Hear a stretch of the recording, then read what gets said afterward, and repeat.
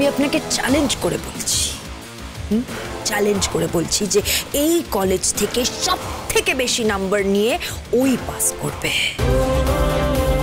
দরকার হলে সে ইন্ডিয়ার টপার হবে, এটা আমি আপনাকে বলে দিলাম। আর অবশ্যই সে একদিন আমাদের গর্ব হবে। আর হ্যাঁ, ওয়ান মোর থিং, ফাগুনের বিয়ে যদি ভেঙেছে তাহলে আমি আপনাকে রিকোয়েস্ট করব আপনি হাতে চুড়ি পরে বাড়িতে বসে থাকবেন। কলেজ চালানোর কোনো কোয়ালিটি আপনার মধ্যে নেই।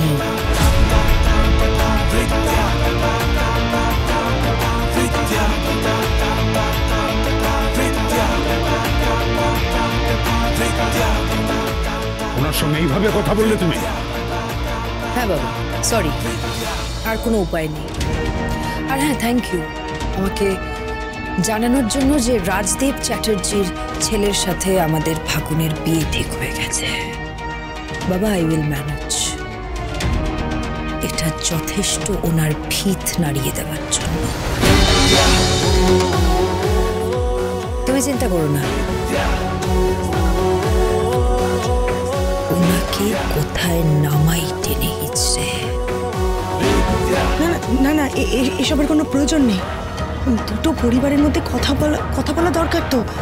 আমি বলছি, আমি ইনভাইট করছি, আমি চা কফির জন্য ওদেরকে ইনভাইট করছি, তোমরা না হয় একটু কথা বলো। প্লিজ কাকিমা, প্লিজ। তুমি না সারা জীবন কাকার সাথে আপোষ করেছো গো, সংসার করছো না, অ্যাডজাস্ট করছো। আর আমি আপোষ করি না গো, অ্যাডজাস্টও করি না। অঞ্জলি রায় ওই কলেজে পড়বে, আর ওই কলেজ ভারতবর্ষের 1 নম্বর কলেজ হয়ে দেখাবে। And it's my challenge. তাহলে এ বাড়িতে আর ঢুকবে না তুমি?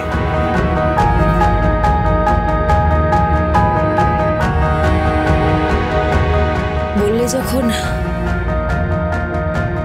আসবো না।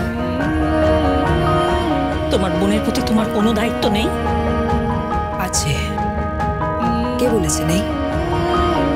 কিন্তু বাইরের একটা বোনের প্রতি আরো বেশি দায়িত্ব আছে।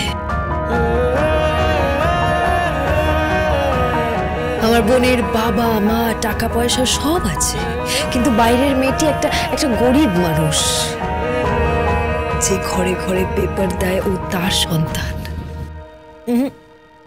তার লড়াই বিফলে যেতে দেবে না এই প্রফেসর বি।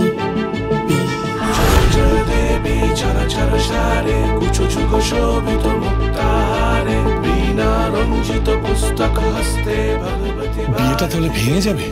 ফাগুনের সঙ্গে কথা বলা দরকার। ফাগুন যদি কিছু বলিস না এখন। কেন? আজকে ফাগুনের শো আছে, ডান্স শো। যতক্ষণ না শো শেষ হচ্ছে ততক্ষণ কিচ্ছু বলবি না, কিচ্ছু। প্রফেসর বিদ্যা ব্যানার্জি, সোম থেকে রবি প্রতিদিন রাত 8:30টায় স্টার জলসায়, জিও হটস্টারে।